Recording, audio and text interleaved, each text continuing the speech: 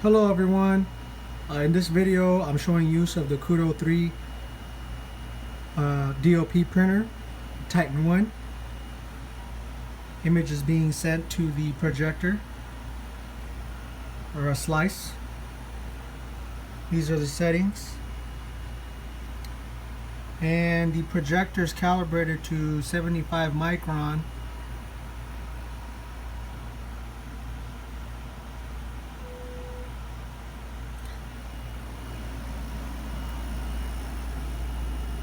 And there's our gyro ball. You can download this from the Kudo website. And you can see the layer being sent to the projector